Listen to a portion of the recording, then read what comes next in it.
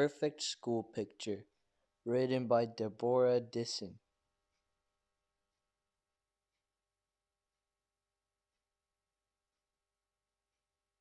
Picture Day. I'd planned for months. This was going to be the year of the perfect school picture. But some days not everything goes according to plan. The day started with the worst case of bad hair ever. Then it took me quite some time to unearth my favorite shirt. Finally, I found it at the very bottom of the Harper. You might call it stained. You might call it wrinkled. You might even call it smelly. You wouldn't be wrong. Breakfast was picture day pancakes, a family tradition.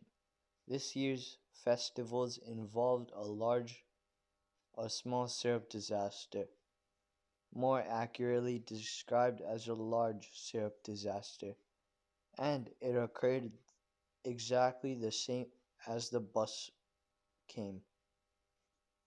I had a feeling we'd be getting a new family tradition. On the bus, I got into a small bit of trouble that made a large bit of trouble. The bus driver made me sit in the seat right behind him for the rest of the ride. By the time I got into school, my picture day face was fixed in a scowl.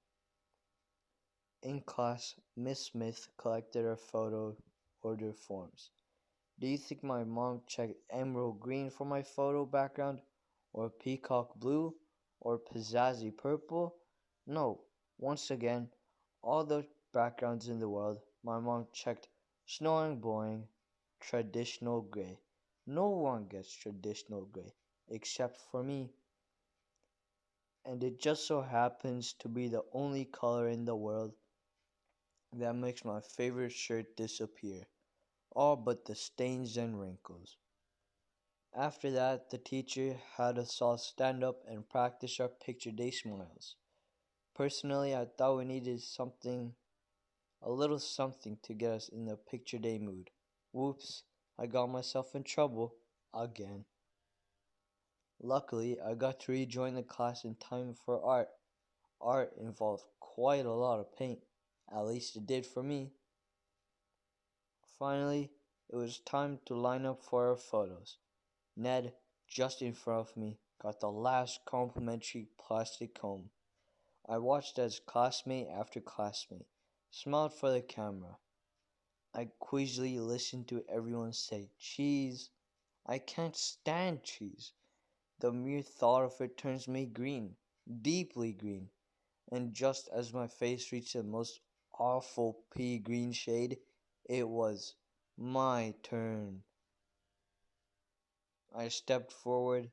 I sat down on the stool. It was hard as a rock and cold as an iceberg. "Just a sec," said the photographer as he fiddled with the camera knobs. As I sat and waited, everything that happened rushed forward through my mind. The monstrous messes, the muddles and the mix-ups. The whole day, from the moment I'd rolled out of bed, had gone perfectly, even better than planned. This year I was finally going to have the perfect school picture. And that's when I heard it click. In a flash, all my hard work, my perfectly tangled hair, my perfectly rumpled shirt, my perfectly sticky face, my perfectly composed scowl, the perfect boring background, those perfect paint splatters, that perfect silky pallor, wasted, useless, ruined. In a moment of weakness, by an unexpected smile, my mom says my best picture ever. Well, just wait till she sees next year's. Hope you like the story. Bye. Thanks for watching. Drop a like, leave a comment, and don't forget to subscribe. Bye!